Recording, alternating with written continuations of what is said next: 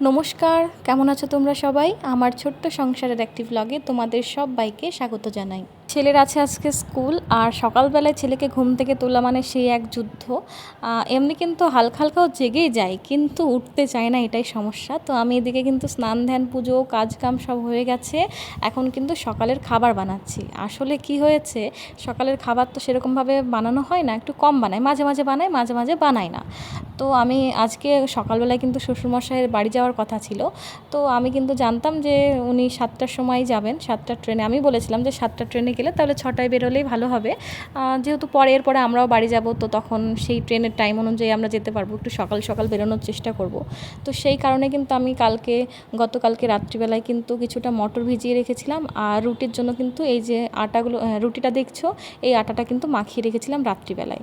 তো উনি খুব সকালে বেরিয়ে গেছেন, তো মানে খাবারটা করে দেওয়ার মতো সুযোগ হয়নি। যে মটরটা ভেজানো ছিল, আমি জলটা ফেলে দিই, এখন কিন্তু এটা আপাতত ফ্রিজেই রাখবো। ওনার কিন্তু সকাল 6টায় বেরোনোর কথা ছিল, তো কোনো কারণে হয়তো উনি তাড়াতাড়ি বেরিয়ে গেছেন। আমি উঠেছি 5টার সময় উঠে দেখি উনি অলরেডি চলে গেছেন, তো খাবারটা আর করা হয়নি।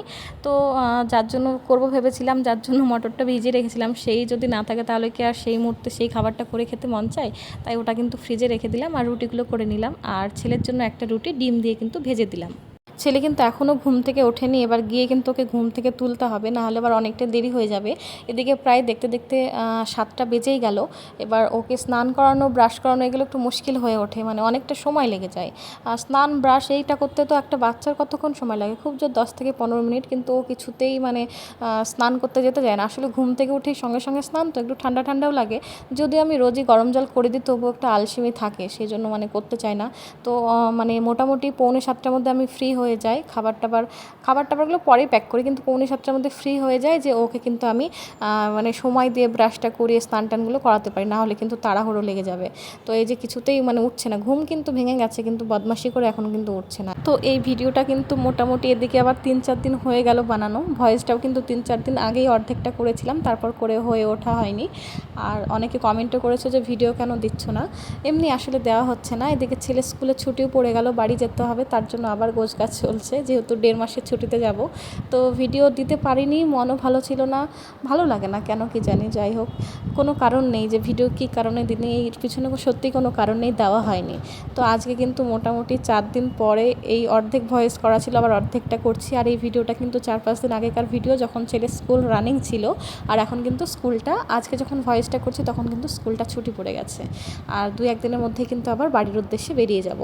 আর যেহেতু ও স্কুলে যাওয়ার আগেই আমি স্নান করে পুজোটা করে নিই, এবার যেই মাত্র আমি বলেছি যে ওখানে প্রসাদ আছে, ও কিন্তু টুক করে প্রসাদটা চুরি করতে চলে গেছে, আর তখন কিন্তু হুড়মুড় করে ঘুম থেকে উঠে পড়েছে। আর এই যে এখন প্রসাদটা পেয়েছে, খুব খুশি। মাঝে মাঝে আমাকে বলাও লাগে না, আমি ওইদিকে খাবার করি, তখন দেখি ঘুম থেকে উঠে ও কিন্তু সরাসরি ওই ঠাকুরের প্রসাদ আনতে চলে যায়। দেখে বেশ ভালোই লাগে, ওর খুব ভালো লাগে প্রসাদটা খেতে, মিষ্টি মিষ্টি হয়, তো সেই জন্য আলাদা করে কিন্তু মাঝে মাঝে চাই, কিন্তু যেদিন প্রসাদ থেকে ওকে দেওয়া হয় সেদিন আর দিই না। আর যেদিন আলাদাভাবে চাই, হয়তো প্রসাদটাও খাইনি, তখন হয়তো দুটো একটা হাতে দিলাম, সেই মতোই। আর এই যে এখন বসলো, এখানে ধ্যান করতে বসবে, এবার তেলিয়ে তেলিয়ে বারবার বলে বলে কিন্তু আমি স্নানে নিয়ে যাব। কি বলো তো, এখন তো অনেকটাই ছোট, আমরা তো সেই 5 বছর 6 বছরের স্কুলে গেছি, আর এখনকার বাচ্চারা 3.5 বছর 3 বছরের স্কুলে যাচ্ছে, ভাবা যায়? তো আমি দেখলাম যে সময় নষ্ট করে লাভ নেই, ও যা করছে করুক, ততক্ষণ আমি টিফিনটা রেডি করে ফেলি, যেহেতু খাবারটা করা হয়ে গেছে অলরেডি। আর আমার রুটি ভাজতে গেলে না, কিচেনটা অনেকটা নোংরা হয়, মানে একটু বেশি আটা দিয়ে আমি রুটিটা বেলি, সেই জন্য চারিদিকে কিন্তু নোংরা ছড়িয়ে যায়। তো সেইটা একদম নোংরা হয়েছিল, এসে পরিষ্কার করে এদিকে কিন্তু ওর জন্য ফল কাটছি। আপেলটাই দেবো, মানে অর্ধেকটা আপেল আগের দিন দিয়েছিলাম, আর কিছুটা রাখা ছিল, সেটা ফ্রিজে রেখেছিলাম। তো সাইডগুলো তো একটু কেমন হয়ে যায়, কাটা ফল থাকলে, তো কিছু তো করার নেই, কারণ একটা গোটা আপেল তো খেতে পারে না। আর বাড়িতে থাকলেও যদিও খাবে, স্কুলে একটা গোটা আপেল খেতে পারে না, সেই জন্য কিন্তু অর্ধেকটা রেখে দিয়েছিলাম। তো সেই আপেলটা চারিদিকটা কেটে খোসা ছাড়িয়ে দিই, কারণ আমার ছেলে খোসাওয়ালা খেতে পারে না। যদি খোসা থাকে গলায় আটকে যাওয়ারও একটা ভয় থাকে, সেই ভয়ে আরও দিতে পারি না। আর এদিকে যে এগরোলটা বানিয়েছিলাম, এগরোল বলতে ওই তো রুটির ওপর ডিম দিয়েছিলাম, ব্যাস এইটুকুই।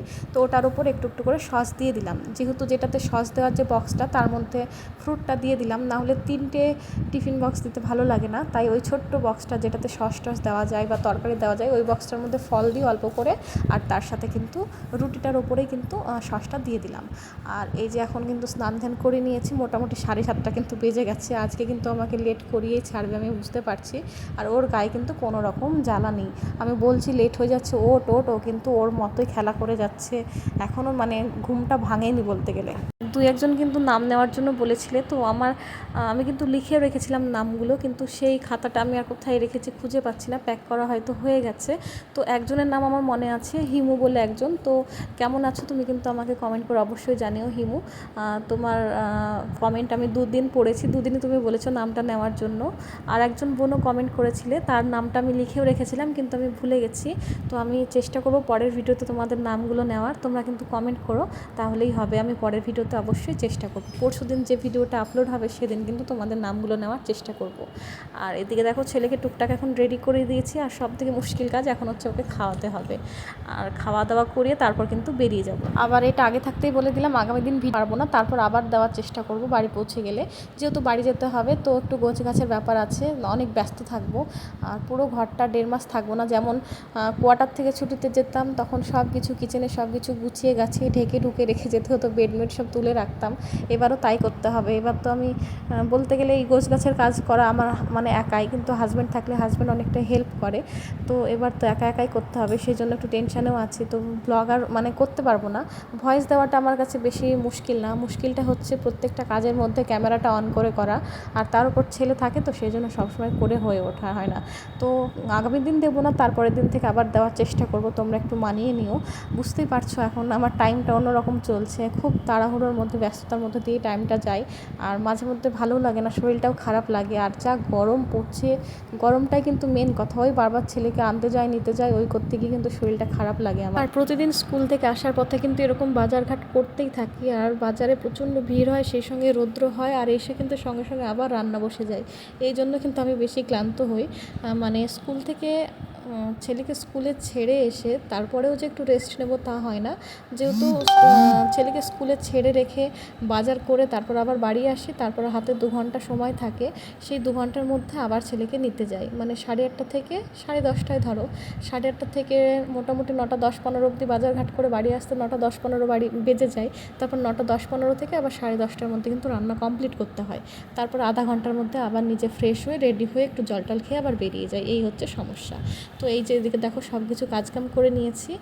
ডিম আর কিছু রান্না করেছিলাম, অত মনে নেই যেহেতু 3-4 দিন আগের ভিডিও। তো ডিম ডাল হয়তো কিছু একটা ভাজা টাজা করেছিলাম। এখন আবার ছেলেকে বেরিয়ে যাব আনতে। আর এই যে অলরেডি চলে এসেছি। আর সত্যি কথা বলতে রাস্তায় এত ভিড় হয়, রাস্তায় কোনো রকম ভিডিও করতে পারি না।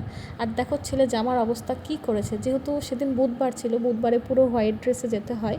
আর দেখো একদম প্যান্টটা মনে হচ্ছে কোথায় গিয়ে বসেছিল, কোনো মানে কেউ উনানে রান্না করছিল সেখানে গিয়ে বসেছিল তাই মনে হচ্ছে। শুধু প্যান্ট না, এই যে মোজা, আর সব থেকে নোংরা করেছে এই যে দেখো জুতোগুলো, সাদা জুতো। মানে এই জুতো তোকে সপ্তাহে একদিন পরাতে হয়, এটা এবার প্রত্যেক সপ্তাহে একদিন করে যদি আমি কেচে দিই তাহলে তো জুতোটা তাড়াতাড়ি নষ্ট হয়ে যাবে, তোমরাই বলো।